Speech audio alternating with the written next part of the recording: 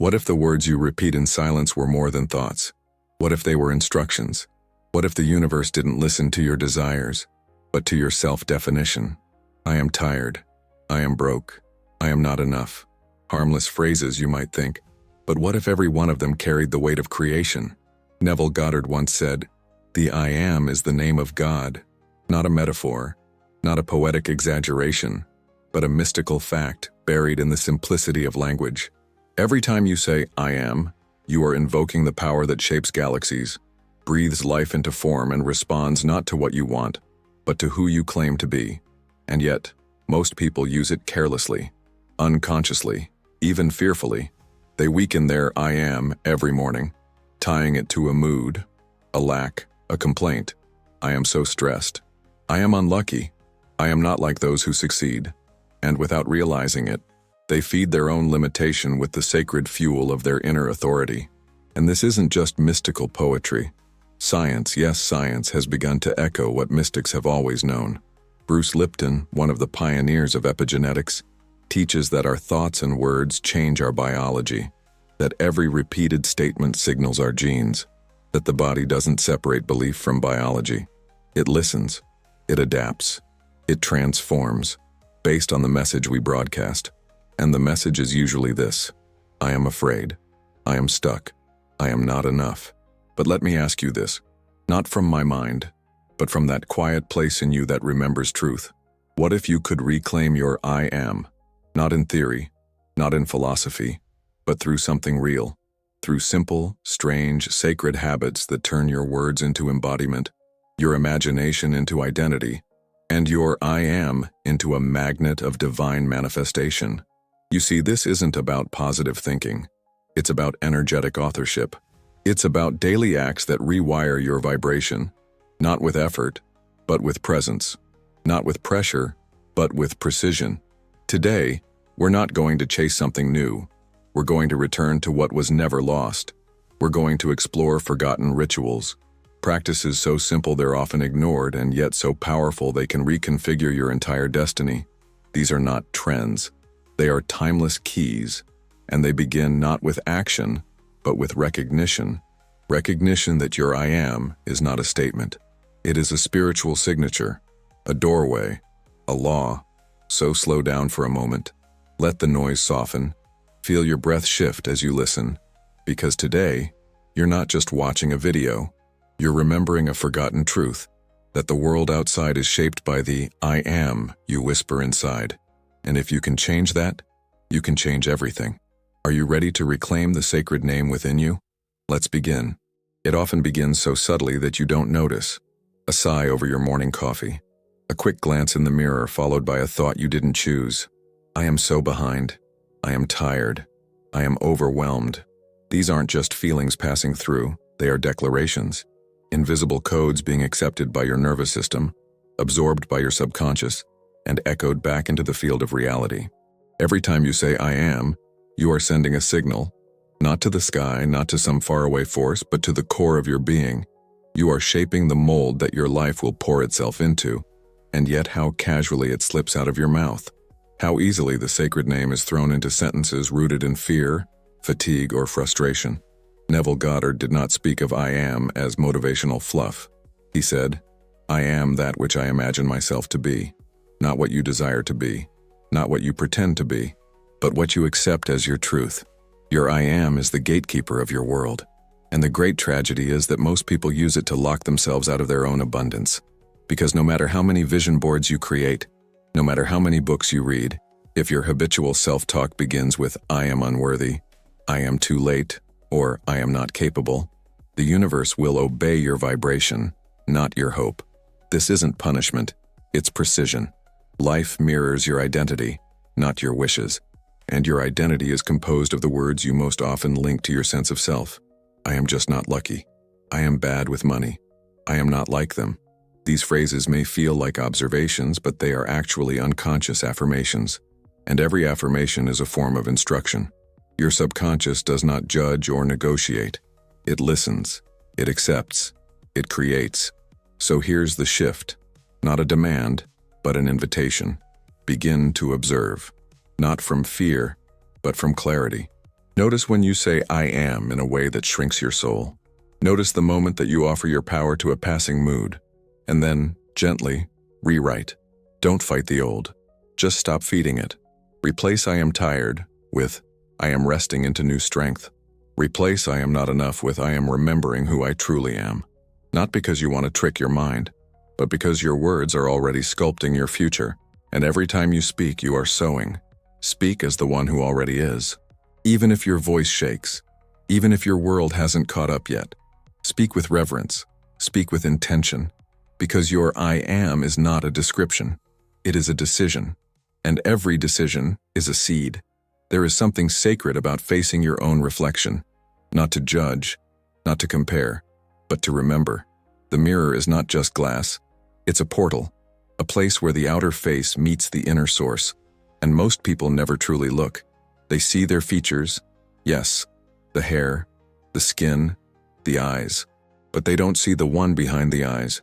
They don't pause long enough to witness the truth behind the form, the God self, the creative essence, the eternal I am that chose this body, this life, this moment.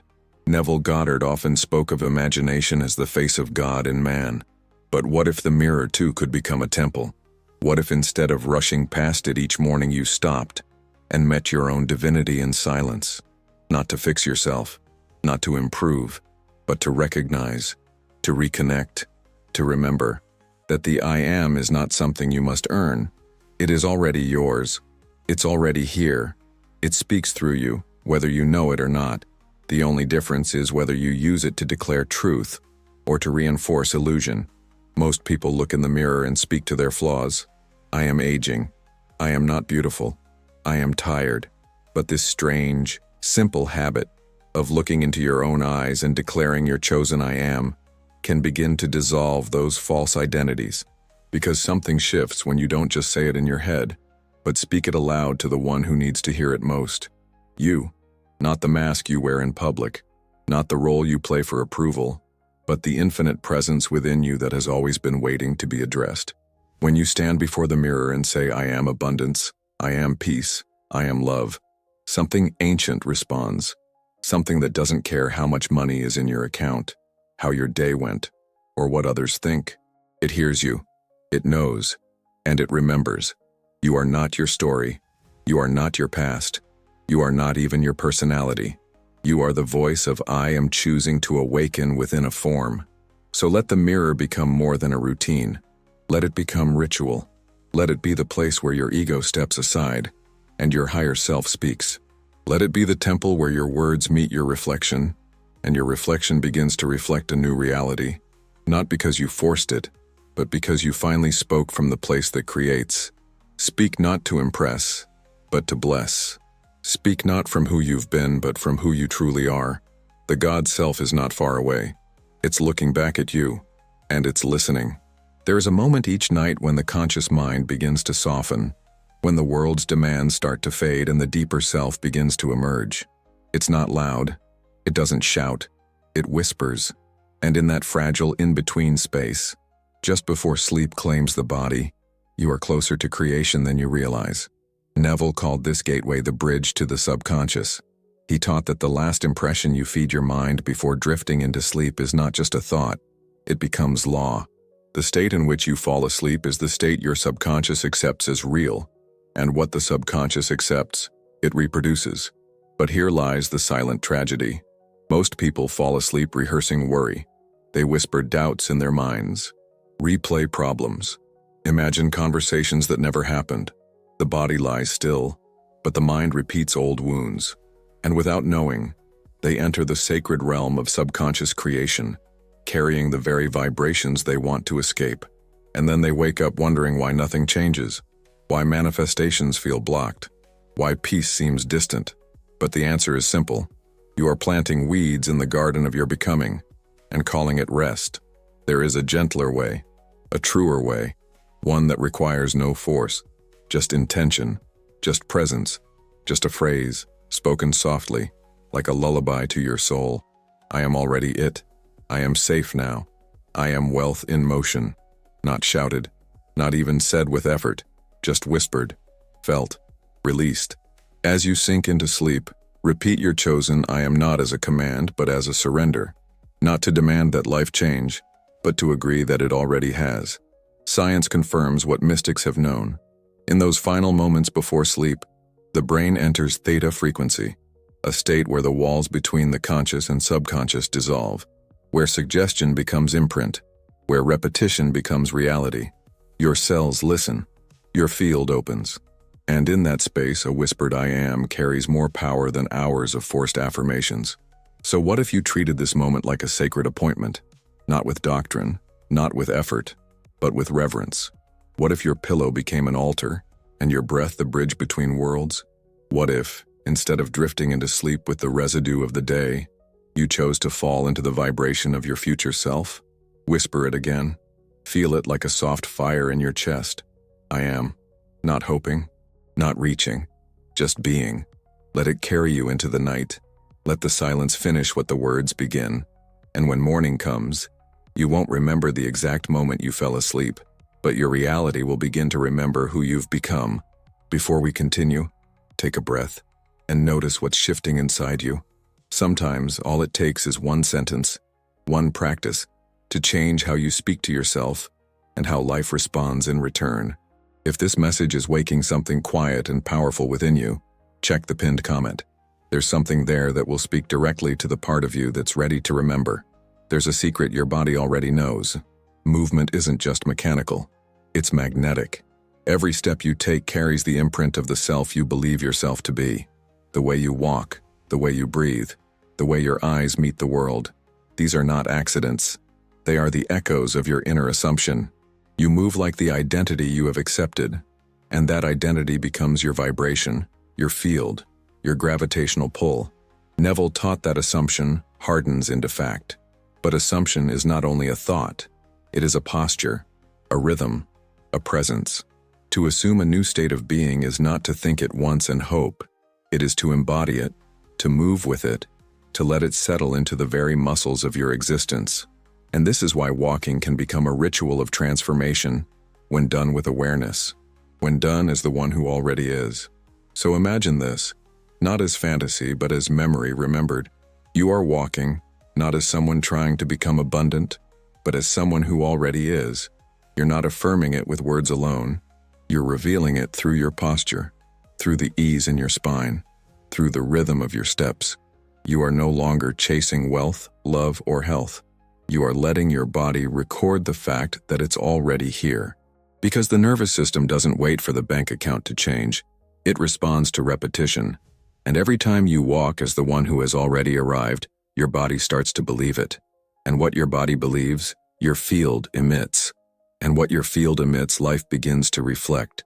No one on the street may notice, no stranger will stop you to say you're different. But something deeper will shift. The air will feel more open. Time will feel less heavy. You won't be trying to prove anything. You'll be inhabiting it. And that shift, though invisible, is immense. Because you're no longer aligned with trying. You're aligned with being. This isn't about pretending. It's not about forcing confidence or faking success. It's about anchoring into the version of you that already exists within consciousness. The version that breathes easier, that feels supported, that walks with a sense of quiet knowing. And the more often you do it, the more your mind rewires, your emotions recalibrate, and your reality begins to respond. Not to your desire, but to your frequency. So the next time you walk, whether it's to the kitchen or through a crowded street, know this: your feet are not just touching the ground. They're announcing who you believe yourself to be. And with every step, you are choosing. Not a future, not a goal, but an identity. And that identity, silently and faithfully, is shaping your world. There is a sacred power hidden in the pause, in the breath between I am and whatever comes next. Most people rush to fill that space with habit. I am busy. I am anxious. I am behind. But in doing so, they unknowingly fill the temple of identity with limitation. They don't pause, they don't listen, they don't feel the weight of what they're about to create. And yet, that single moment, the space between the name of God and the identity it adopts, is where all manifestation begins. Neville said, "To say I am is to declare oneself to be." But what if you held that declaration for just a second longer? What if, Instead of rushing to define yourself, you stopped at the doorway of pure existence. I am, and then silence. No label, no role, no emotion, just being, just presence, just the awareness that before you are anything, you are. This pause is not empty. It is full. It is the space of pure potential. It's the blank canvas before the artist lifts the brush, the silence before the song begins. It is the birthplace of all assumptions, all self-images, all futures. And in that stillness, the I am is untouched by story. It is not yet poor. It is not yet wealthy. It is not sick or healed. It is not afraid or brave. It simply is, infinite, open, whole. And yet, how rare it is to live from that place. The world urges you to define yourself constantly, to take a side, to label your state, to measure your worth through doing. But the strange habit of pausing, of letting I am stand alone even for a breath, disrupts that cycle. It interrupts the automatic patterns that keep identity small. It allows the deeper self to emerge, the self that doesn't need proof or approval or progress to be powerful. This isn't about becoming silent for silence's sake. It's about becoming aware, noticing the weight of your words before you speak them, honoring the space from which your self-concept rises. Because when you practice this pause, you begin to separate who you are from what you're feeling. You begin to reclaim authorship. You begin to choose your next identity, rather than repeat an old one. So the next time the phrase I am rises in you, whether in frustration, in habit, or in hope, see if you can stop just before the label. Let it hang, let it breathe. Feel the stillness beneath it. That's not indecision. That's power. That's the place where creation begins, not from reaction, but from choice. And choice, when made from presence, is no longer a wish. It is a command that the universe cannot ignore. There is a secret ingredient in every manifestation, and it's not repetition. It's not effort. It's emotion. Without it, words remain dry. Thoughts float untethered. Desire stays in the realm of concept. But the moment you attach a feeling to your declaration, everything changes. Neville said, "Feeling is the secret." And he meant it literally, because the subconscious does not speak in logic. It speaks in sensation. It listens to the emotional tone behind your words and builds reality based on that frequency. So when you say, I am wealthy, but feel doubt, what's received is not the phrase, but the vibration beneath it. If you affirm, I am loved, but carry the ache of abandonment, the signal sent is not the surface intention, but the emotional truth hidden underneath. This isn't punishment, it's design. You manifest from your state, not your script. And your state is always shaped by feeling. But here is the beautiful key. Emotion is not fixed. It can be invited, recalled, summoned, not by force, but by gentle alignment. You felt warmth before. You've known gratitude. You've touched peace, even in fleeting moments. These feelings are not distant. They're dormant, waiting to be reawakened. So instead of trying to convince yourself, begin to pair your I am with the emotion that matches it. Let I am abundance rise with the feeling of generosity. Let I am health be soaked in ease. Let I am loved carry the tenderness of being held, seen, chosen. Your nervous system remembers, and the more you pair identity with emotion, the faster the pattern locks in. Neuroscience now confirms that emotionally charged statements create stronger neural pathways. They become more than affirmations, they become anchors. The body begins to believe. The energy begins to shift. The field begins to respond. This is not about pretending. It's about connecting. It's about choosing to feel what aligns with your truth, rather than what confirms your past. And at first it might feel subtle, even strange. But over time, your emotional body begins to align with your verbal declarations. And when that happens, you're no longer just saying the words, you're radiating them. You're no longer just speaking truth, you're becoming it. Let your I am be more than a sentence. Let it be a sensation. Let it carry the pulse of your future self.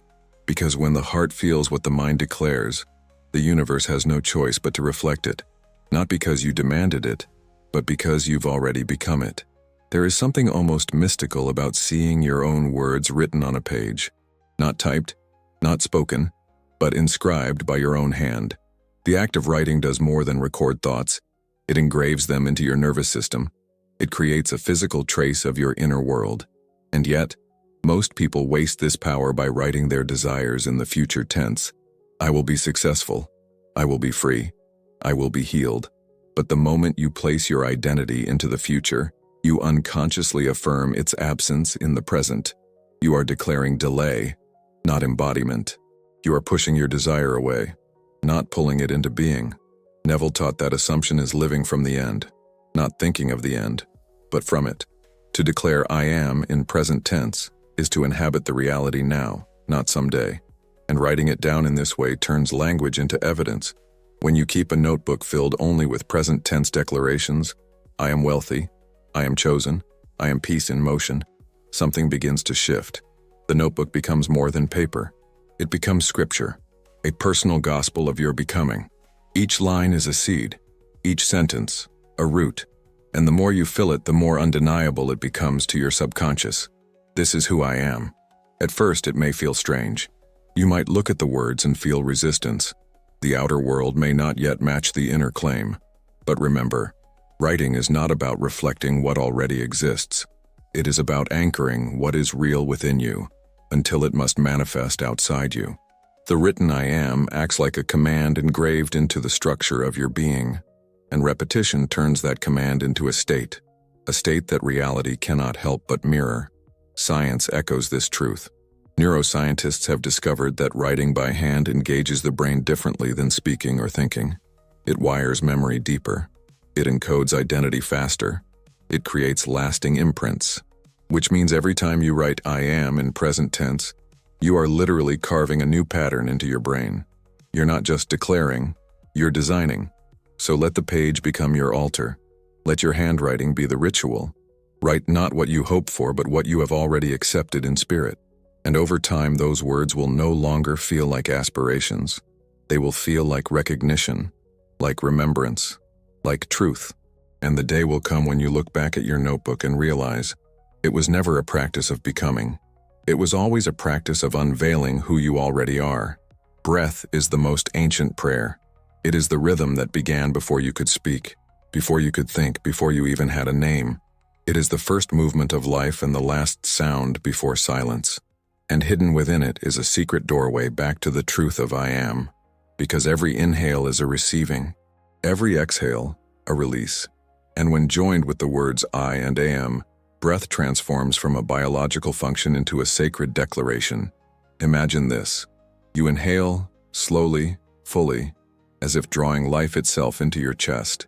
And in that quiet intake, you feel the word I, not as a thought but as identity. Then, as the air leaves your body, you exhale with am, a release, a surrender, a confirmation. This is not performance. It is remembrance. The union of breath and word awakens something deeper than affirmation.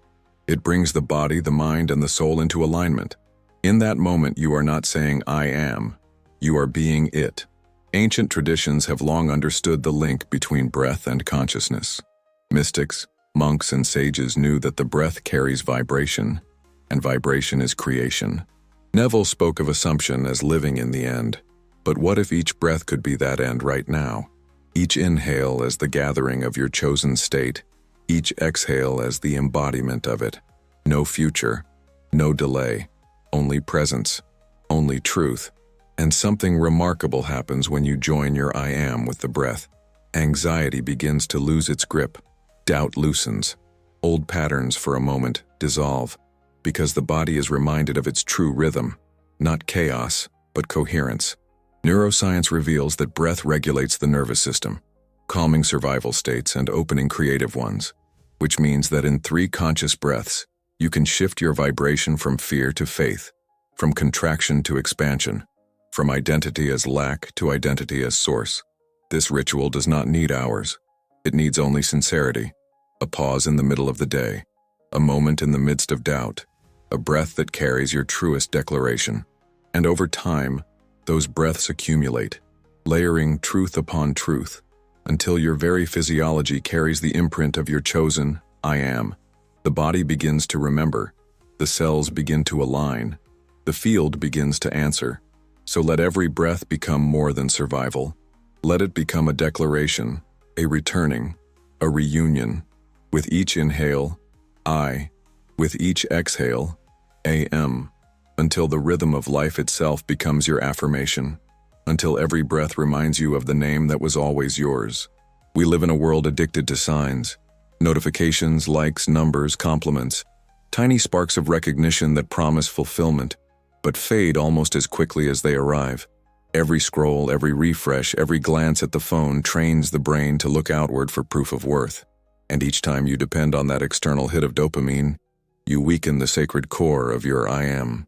You teach your nervous system that validation lives outside you in the hands of others, in the shifting tide of circumstances, and the more you lean on that illusion, the more fragile your sense of self becomes. Neville never pointed us outward for evidence. He always brought us back to imagination, to identity, to the inner claim. I am, he taught, is not a request. It is a decree. And yet how often do we treat it like a question, hoping the world will answer back, hoping for a sign to prove it true? But here lies the shift.